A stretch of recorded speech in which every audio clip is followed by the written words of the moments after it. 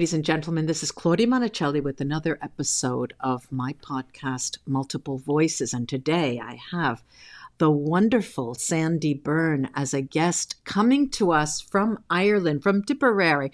Please say hello to our audience. Hello, everybody, and thank you for having me. See that accent? I wasn't joking. I'm hoping I can understand. I usually joke with everyone. I had trouble with the Scottish people and a couple of the English as well. Yeah. But, you know. Well, I've lived abroad. I actually lived in Germany and I lived in London for a while.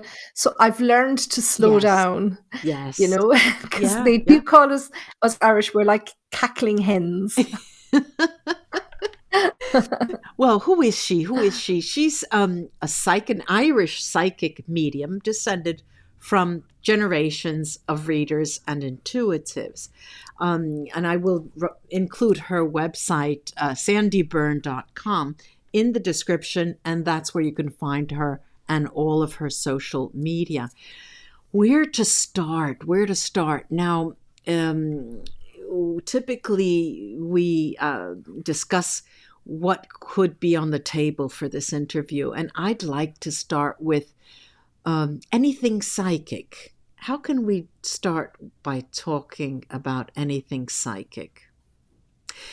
Let me give you I'll throw a stone your way. Okay. So sure. I, like you, we do similar things. Now, when you say, let's say, what is a psychic? What does a psychic do? Let's start like that. Okay, so I always say to people in very simple terms, a psychic is someone who reads the energy of the living, and a medium is someone who reads the energy of the dead. Okay, so a psychic will read you, what's going on in life, what's coming up in the future. And the medium, just in inverted commas, just talks to people that have died. So being a psychic medium is... You do both. Straddling these both worlds, right? Okay. So 100%. When did you start? Yeah. When did you start? When was when was the first time you realized that there was something going on about your so I've always been able to see spirit. Okay. Always. I don't remember a time where I couldn't see and communicate with spirit. The first time I suppose I realized that it was different, that not everybody could see or hear what I was seeing and hearing, was when I was 7 years old, you know.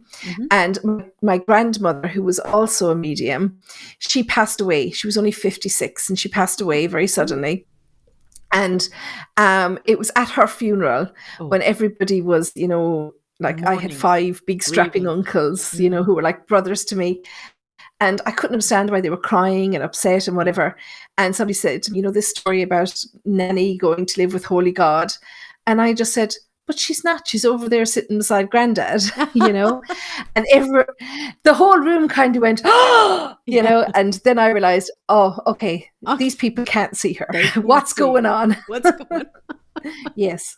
Yeah. So it was from that age. And, you know yourself that everybody that comes to Earth, in my opinion, anyway, in my experience, we retain that spiritual connection. We retain that spiritual connection and we keep it until our logic starts to kick in. So about 7 or 8 is generally the time frame, you know, that you have before you start realizing it's different. Yeah, actually, it's the exact same beginning for me. At that time frame, during that time frame, it's a moment when, yes, you started reading, you know, you could read and you can write, but you're not that, let's say, influenced enough by elders that think you're crazy.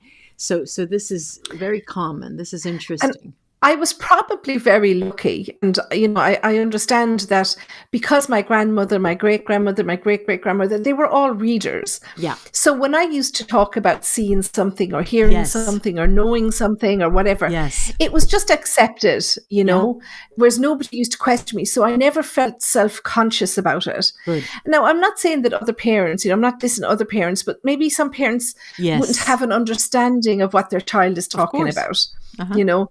So I get that I was really, really lucky in that regard. Yeah. Well, then you started growing. I mean, you went through schooling and Sure. things like that. Um, can I ask you, if you don't mind sharing this, Yep. when did you start working as a psychic medium as well, professionally? When did you work with others? So full time.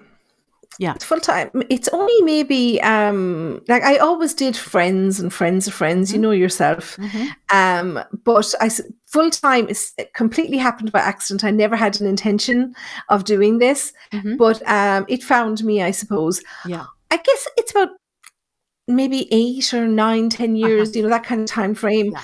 Because like everybody else, I wasn't confident enough to quit my full-time job. Ah. So I went 4 days a week, and then I went 3 days a week, and, you know, I cut down. So I phased it in over a 2-year period. Still had bills to pay, so that needed to happen. But I was at a show one night, and it was a medium. I always had an interest in seeing mediums. Yeah. And I was watching the lady on stage, and I was totally mesmerized. But my energy was pulled to a lady that was sitting just in front of me. And my energy kept getting pulled to her and pulled to her. And I wanted to burst out into tears. So in the interval, I saw this lady, and I knew she was getting ready to leave. So I tapped her on the shoulder, and you'll understand this. You know, when you're doing something and your mind is telling you, "What are you doing? Stop!" but you're doing it anyway. Yeah. And I was tapping her on the shoulder, and I said, "Excuse me," I said, "but please don't leave." I said, "Because your son is here, but because you're so upset, he won't leave your side to go and speak to the lady on the stage." So I started telling her about her son and giving her all this Right. information. And she just cried and cried and cried. And And her she gave me son this was huge big in hug. spirit form. Spirit. Uh-huh. I beg your pardon. Yes, he was. Yeah. He had passed.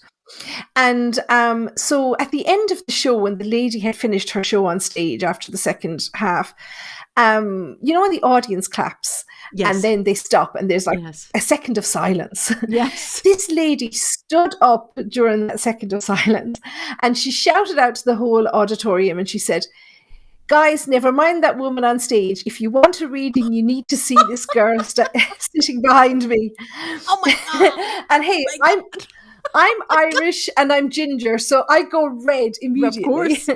So anyway, people started to queue up to take my number. So like within half an hour, I had 3 months worth of readings. Oh, how fun. That's so much fun. That's how it happened. That's And here I great. am all these years later. Good, good, good. That's exciting. It's very exciting. So now we have the idea of psychic, what a psychic does, what a medium does, and they Sure. can be inhabited by the same person. There are a few 100%. other things that are important to talk about. Well, two right away. One is, well, the afterlife, spirit, and mediumship. This is sort of flowing from what we just talked about. Sure. So we say afterlife, we say spirit world. Some people call it the rainbow bridge, you know. It's whatever you perceive life after death to be. Okay, wherever you perceive that your soul goes. Wait. Now, and wait I a minute, have a vision. Sandie, when you say whatever you perceive, it's interesting. Now, let me just insert one thing, because a lot of people, a lot of my subscribers ask me, is there heaven after? Is there the concept of heaven and hell? And you saying whatever you perceive, whatever you, well, we could add the word believe. Can you sort of talk about that, since there are so many cultures listening from all different parts of the world? Oh, listen, absolutely. And, you know, a lot of maybe your listeners will relate to the fact that I had a very religious upbringing. I'm from Tipperary, and the town where I grew up, it's called Thurles. And this is where all the Roman Catholic priests were trained for many, many years. So I went to a convent school for 13 years. And, you know, as I walked to school in the morning, you could see 800 to 1,000 priests processing across the street from the college to the cathedral. You know, it was You didn't tell people that you saw dead people, okay? So what I mean by what you perceive is that, what you see in the world is what Yeah. you'll see when you arrive into the spirit world, okay? Because you're not going to go into shock. If you were to just land somewhere that was totally alien to you, Yeah. you would go into shock, and that's avoided at all costs. Can you give me an example of this concept? Sure. Sure. So if, God forbid, and I'm touching wood while I say that because I am a bit superstitious, but if, God forbid, I was involved in a serious car crash, Right. okay, and I lost my life and I went to spirit, well, I'm not going to wake up in, a place sitting on a cloud with wings and a harp or something, okay, because I wouldn't expect that. Okay. If I were to have a car crash, I would expect to wake up in the hospital. So when I arrive in the spirit world, it's very possible that I would actually wake up in a hospital environment. Okay. Because that's what I would expect. Okay. Does that make sense? No, that's perfectly clear. Now, Sure. I also wanted to address something you asked. No, I beg your pardon. I wanted to address something that you asked as well about heaven and hell. Yeah. Because obviously with the religious background, it was something that I was taught very much growing up. So, but from my spiritual experience, heaven and hell is the extremes, if you like, the way of keeping us in line. Okay. Right. But yes, there is higher energy and lower energy. Right. We know that if we're really good people, we don't rob and we don't murder, and we live a good life, we'll progress energy wise. Yeah. If we're not, if I do bad things in life, if I'm Hitler or Ted Bundy or something, then I'll regress and I'll go to a lower energy. Okay. Yeah. And that's the way, if you imagine a building with 7 floors on it. Okay. And where we are on the 3rd floor. Right. Okay. So there's 2 floors below us, which contains people that have regressed and gone to a lower energy. Okay. There's also 4 floors above us, which is where people who have developed their energy go. Okay. So this is what we have been taught in a religious environment to call heaven and hell. It's the what's above us and what's below us. And I do want to say, and I hate to overcomplicate it, but we always, and I say we as anybody that's trying to explain the spiritual world or whatever, we always use the above and below metaphors of course. Because it's easier to understand. Yeah. But these energies live in parallel. Yes. It's just a rate of vibration, but it's just easier to get the idea across if we talk about above and below. It's the same concept of time going from left to right. And for some reason, up is connotated positively in our language and below is connotated negatively in our language. And it is culture bound, obviously, and religiously tainted. So let's say that you talk about a vibrational rate, okay? I use the terms lightness and dark, all different shades, okay, which is also energy, actually. So let's say there is the afterlife. So moving along with your story, you would imagine to be in a hospital, so you would wake up or you would become, let's say, in inverted commas, conscious again, in a what you perceive to be a hospital environment. Now, another question that arrives is, what happens immediately? Is it the powers that be that come and decide whether you reincarnate or whether you go to some higher council or some kind of group that has the power to heal, I could say, or guide, or do other kind of work that is expected? How does that decision come about? Is it your soul, or is it a combination of things? So it's your personal decision mostly. but it would always be made in conjunction with your soul group, your spirit guides. Okay. So when somebody crosses to the spirit world, after you have the reunion with your loved ones, you will have to have what we call a life review. And you will go through all of those things that you did in life, the things that you did that were great, the things that you did that weren't so great, the opportunities you took, you missed, whatever. So you'll go through all of that. Yeah. And then you will decide with your group, your soul group, your spirit guides, if there's something that you need to atone for. Do you need to build up more energy before you progress? Right. And once you've decided that, then you decide with them, well, will I go back and have another lifetime, or will I stay here in the spirit world and work in the spirit world and do it? So the majority of us, because none of us are perfect, the majority of us will have something that we need to make up for or atone for. And it would be our decision whether we do it in the spirit world. So, for example, if I were somebody that passed through suicide, okay? Right. So if I needed to learn that lesson, okay, as to why life was important and, that maybe I should have stayed, well, I could choose to come back to for another lifetime, okay? Or I could stay in the spirit world and help other people that have died by suicide to come to terms with what happened to them. So it's a choice.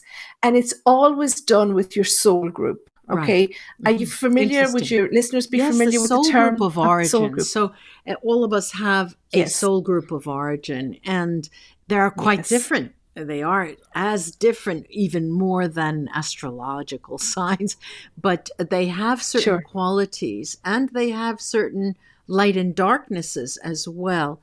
There are, the way I have worked and work, there are specializations as well. There's soul group of origin, but also the specialization for each soul. There was something else I wanted to mention here before we, dabble on. The idea of lesson, okay, when you're talking about if you took your life and you committed suicide, this notion of lesson, it's not that we're going back to school all the time, and I'd like to highlight this for people listening. It's that it's an experience that the soul decides to have again, so they can learn from or not.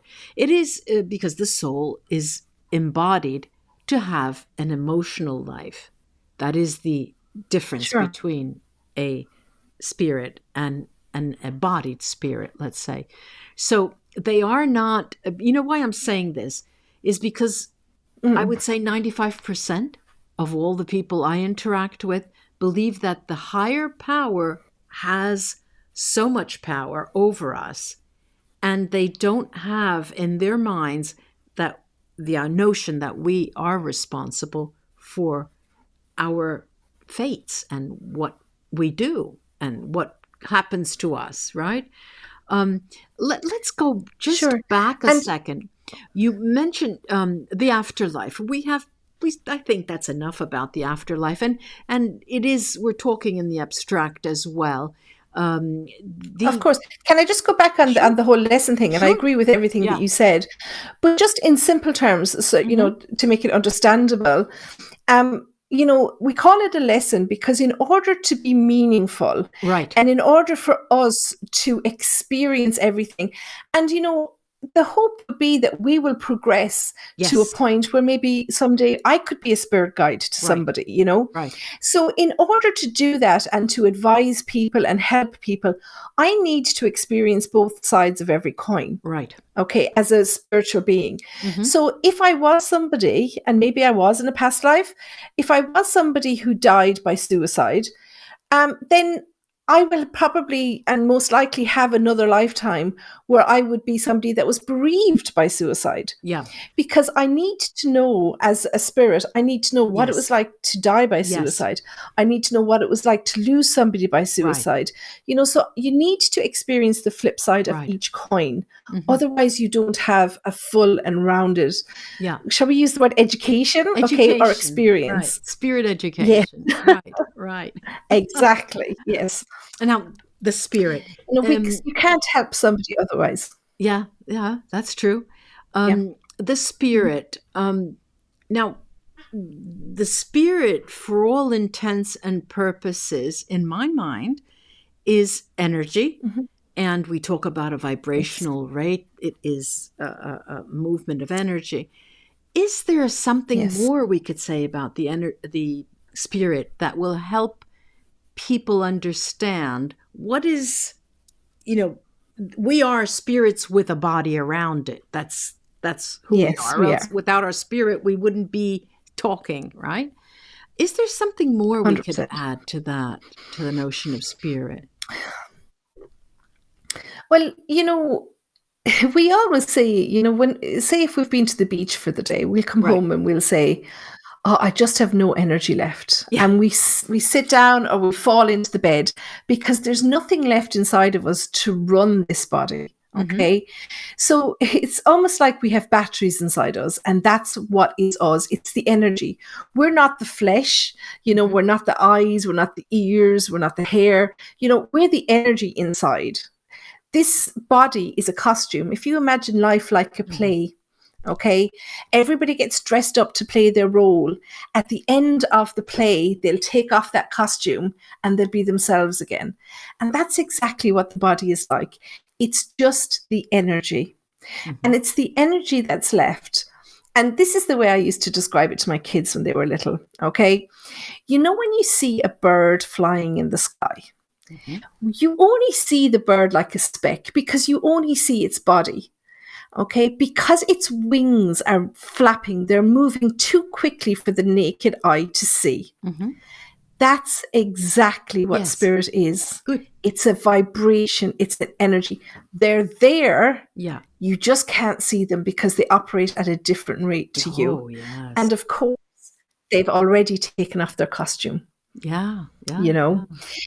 So, spirit are us. We're spirit. They're no different to us. They've just taken off their costume. Yeah. They're there. They hear us. They see us, they're there. They're just people like you and I. There's I can remember vividly, very vividly, the first experience I had with poltergeist in my mist. I mean, I would see shooting energy flashes as if they were shooting stars left and right. And then I knew that my bed was moving, and that is a disturbing energy. That is I guess we could call it a ghost or a spirit that is unsettling and is unsettled. So not all spirits are alike. They aren't as different as we are. They are different. Let me ask you, let's talk a little bit about mediumship. Can you remember, apart from the woman, the story about the woman in front of you who you told her son and all of that, can you remember the first time you interacted with a spirit from the afterlife, where you actually spoke and relayed their messages to someone, their loved ones, perhaps? Okay. I would have been very young, so I wouldn't remember all the details of it, because I used to have a best friend, what a lot of people would, I suppose, call an imaginary friend. It was a little boy, but he was a spirit child, and he was my friend.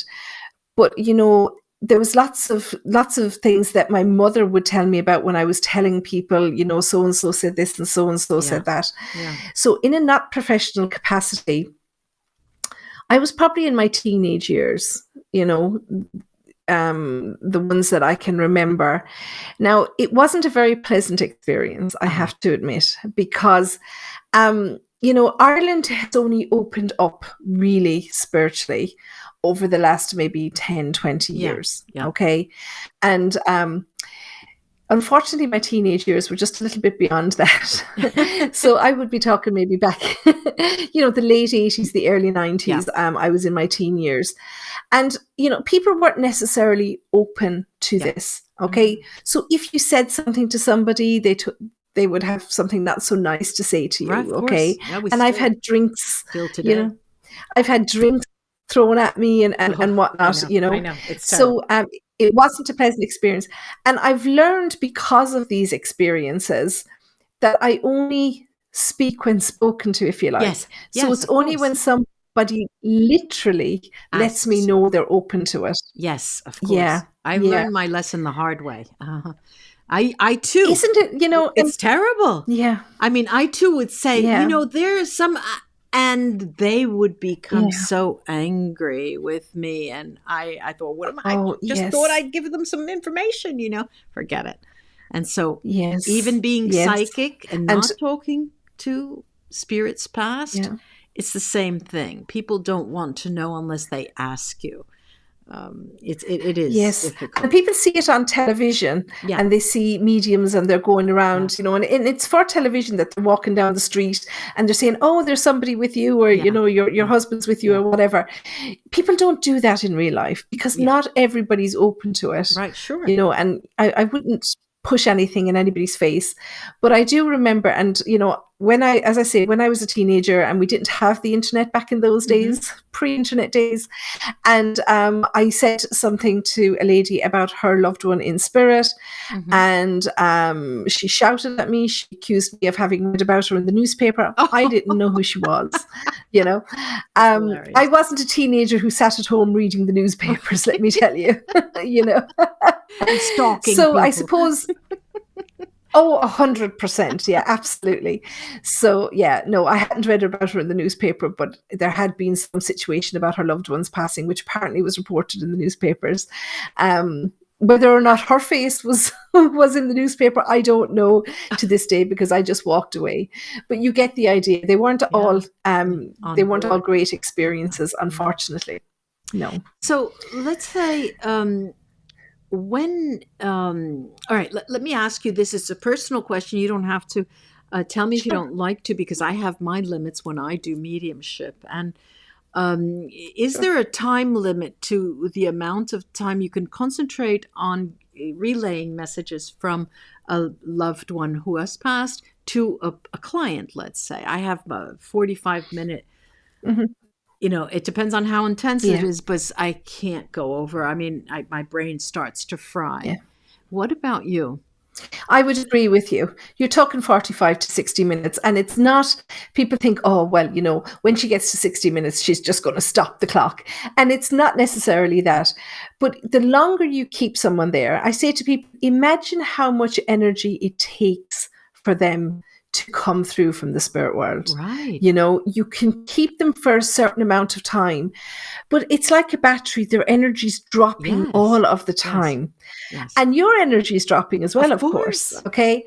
So, yeah. So, there is a time limit on the Yeah. amount of Yeah. time. Yeah. And I will always know it's when you start getting things wrong. Yeah. It's Exactly. that's Exactly. my sign. Yeah. Yeah. Yeah. But You'll there's start misinterpreting, you'll start getting tired. it wrong. The You the just visions aren't I, as clear. they're Yeah. not as clear, and you stop hearing Yeah. things. And Yeah. people have a range of questions. I mean, questions that will go Yeah. from, well, this. They ask Mm. for forgiveness, or they'll ask for guidance, or what do you think? Am I doing the right thing now? If it's a father figure or a mother Yeah. figure.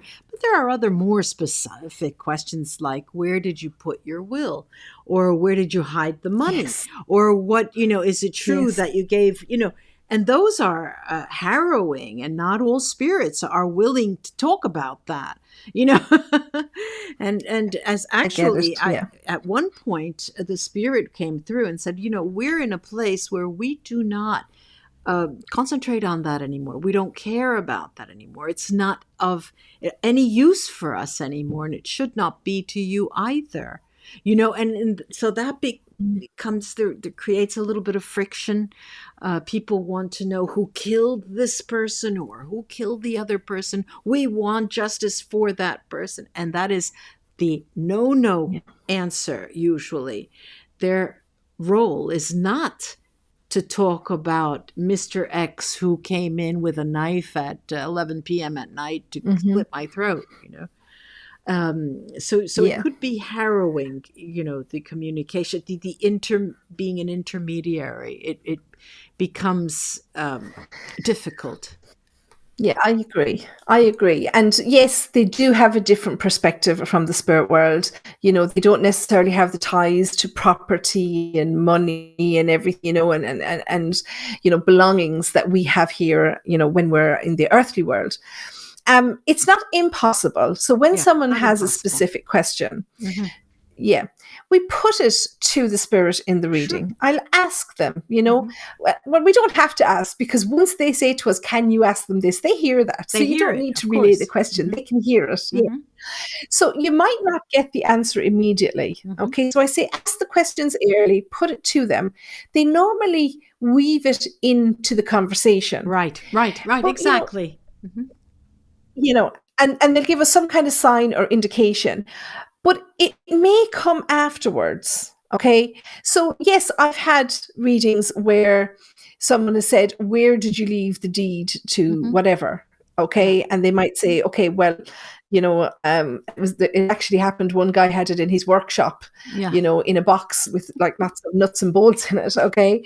And he told me exactly, go in the door, turn to the left, and it's on the wall there on the left, okay? So we found it. But then there was another person who asked, her husband had died, unfortunately, by suicide. There's a high rate of suicide in Ireland, so I would have had a lot of readings over the years. Heard that before. And she didn't find a note from him, and she was convinced that there should have been a note. So we asked him, and he talked about several different things, but he told her that not about the note specifically, but he told her about something. I believe it was to do with his car, if I recall, because he had like a vintage car, one that people don't drive, and it's in the garage and it's covered over. And he talked about the car and the glove box of the car. Okay. So she went home and she sat in the car and looked in the glove box, and there it was. So they can weave it into the conversation, but yes, there have been people that have, I can't guarantee, we can't guarantee anything, I tell people, and I'm sure you'll agree with this in from your own experience, being a medium is just being a translator. Right. Okay. Spirit are communicating. It would be just like if somebody came into the room and was speaking Italian or German or Greek or whatever, and I was translating for you. Spirit are coming through. I can't make them say anything. Right. I can only give you what they give to me. So we do our best. And, the other thing that people have to remember is that if their loved ones were stubborn in life, they don't change, So if they kept secrets in life, they generally hold on to them in death.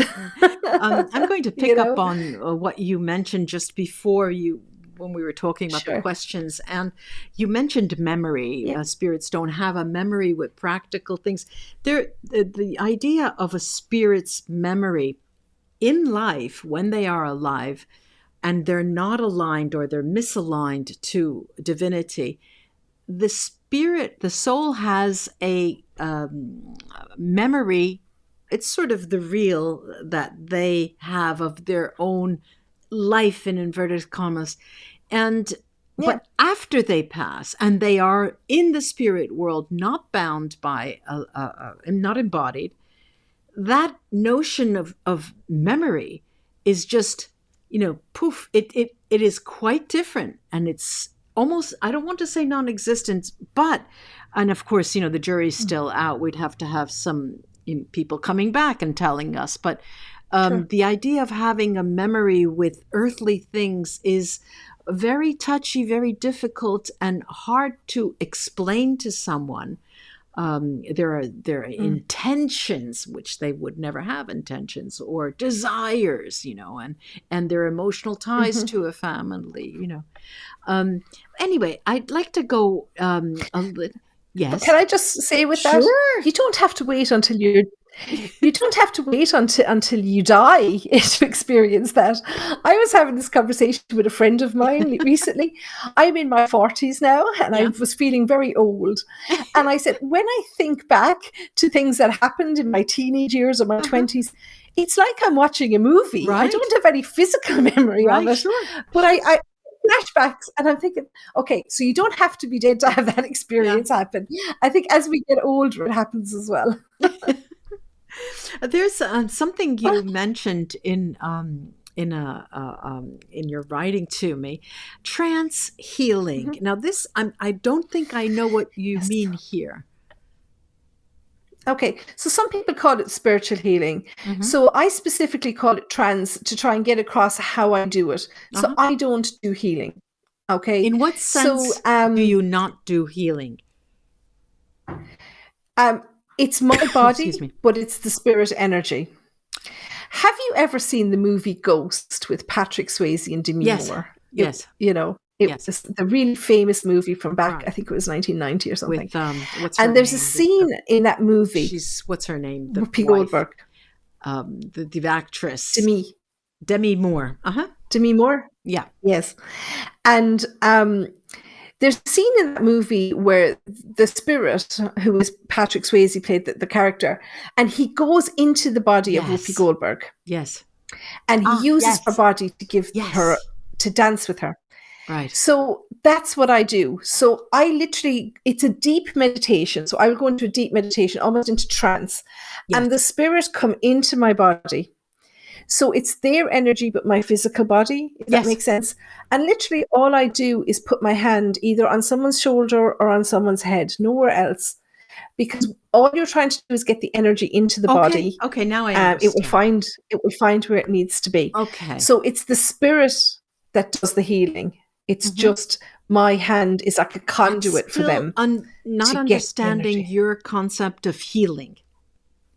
Healing in coming full circle, or not like Reiki healing, but what kind of healing? Yeah, so it's anything.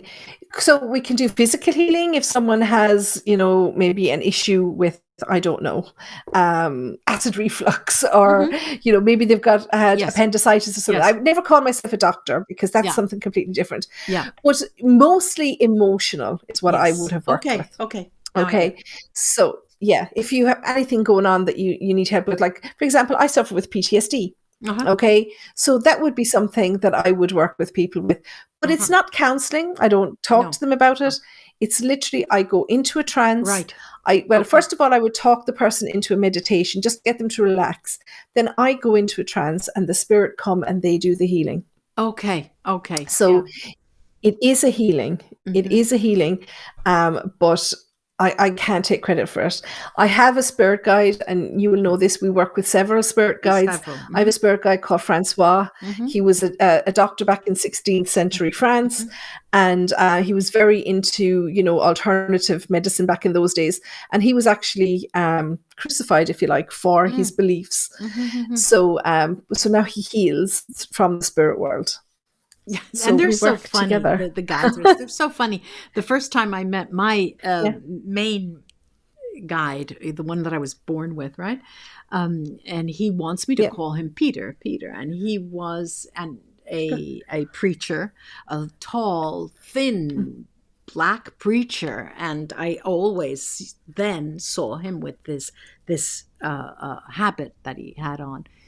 And the initial conversations were so humorous. And I said, well, then why are you with me? Why aren't you with one of your loved ones? And he would tell me. And he says, well, I never got married. I was a good boy. It made me laugh. It was so funny. And so every spirit, every guide has their own, the way they want to impulse you, the way they want to, show themselves to you. It's interesting. Now, what I'd like to close with is particularly Irish, this Irish mythology, banshees and fairy forts. What can you talk about? Because that is particular to Ireland. It is, yeah. So there are two different things. So the Banshee is, it's a spirit, okay? And there's different versions of it, whether you're in Ireland, in Wales, in Scotland. So we're all Celts, and we have different versions of it. Celts, yeah. So basically, she is a spirit who announces death, okay? So she would follow certain families So they say people with the O in their name. Now, historically, every Irish person would have had an O in their name because O means son of, and that's the way people were named back in the day. Mm-hmm. But because of our history, when we were colonized by British, we weren't allowed to use O in the name. So not everybody uses O these days. But my family are O'Brien. So we unfortunately are followed by the Banshee, and I've heard her a couple of times. So if you hear her, some people see her, some people just hear her. So she will come a day or two before someone passes, and she will be seen either combing her hair, or you will just hear her crying. Mm-hmm. And this is a signal that someone is going to pass within, Mm-hmm. It could be minutes, it could be at 24 or 48 hours, Mm-hmm. but she is a sign of death. Okay, so, and that's a very Irish, Irish thing. The fairy forts is another, and it's huge. I think there's something like 40,000 of them in Ireland, and it's real superstitious in that nobody motorways have been rerouted so as not to disturb a fairy fort. Yeah. So basically, it's a patch of land generally overgrown with trees and shrubs and whatever. And historically, it's seen as the threshold between the fairy world and the real world, if you like. And, if you were to go in there or to disturb them in any way, bad luck is supposed to follow you forever after that. Okay. So there is one in the field at the back of my house. I live in the countryside. Okay. So it's just all green fields. And just behind my house, there's ruins of an old castle. So between my house and the castle, there's a fairy fort. Okay. And despite the fact that it's in the middle of a huge field, which has crops, harvested every single year, nobody will touch this fairy fort. Okay. People have, they've lost fortunes after disrupting a fairy fort. They've had people die. They've had terrible illness. Do you remember the movie series Back to the Future? Yes. Do you remember where they got into the car and went back, to his father's youth? Well, there was a car in that movie. It was called the DeLorean. Okay, that was the name of the car. Those cars were made in Belfast in Ireland. Okay, and they were really, really popular. So the company decided they would build a whole new manufacturing facility and mass produce the car. In order to build the factory, they demolished a fairy fort. Oh dear. And the company went bust after that, and the cars were never worth anything. Whoa. And because of the movie, they were selling by thousands and thousands, but because, so the bad luck is said to follow you. A funny story, my great-grandmother, my grandfather's mother, married obviously my great-grandfather, but she moved from the town to the countryside, and his family were farmers. And so she was being the dutiful new wife, where you're always trying to help out. So they were out collecting the hay. And what she would do then was she would take the ass and the cart and she'd go around the edge of the field collecting all the little bits that they missed. And she got caught. If you're in a fairy fort after dusk, you can't get out of it. Oh dear, oh dear. And she was caught in there all night. Oh my God. Every time she went to where she thought the gate was, the fairies would move the gate. Oh my God. And she couldn't get out of the field until the morning. Oh dear. So the real, I don't know what you call them, traditions, or I'm sure there's a lot of people listening that maybe won't buy into it or whatever. But they are, there's definitely so many examples of these things having huge effect on people's lives over the years. Yeah. Yeah, 100%. Oh, dear. As I say, there's been millions spent rerouting. They'll plan a road and then they'll realize that there's a fairy fort and they will actually reroute the roads. They won't build or knock them down. Oh, dear. Because of the bad luck. Yeah, I can see that. I can see that. I would love. It's hard to plan anything in Ireland. We could go on and on and on. But let me just stop by repeating your website. It is www.sandiebyrdene.com. Sandie, Sandie, Byrne, BYRNE.com. And there you'll find all of her social media if you'd like to contact her. Thank you so much for taking the time and talking to us. It was an absolute pleasure, Claudia. Thank you for having me. Bye-bye, Sandie.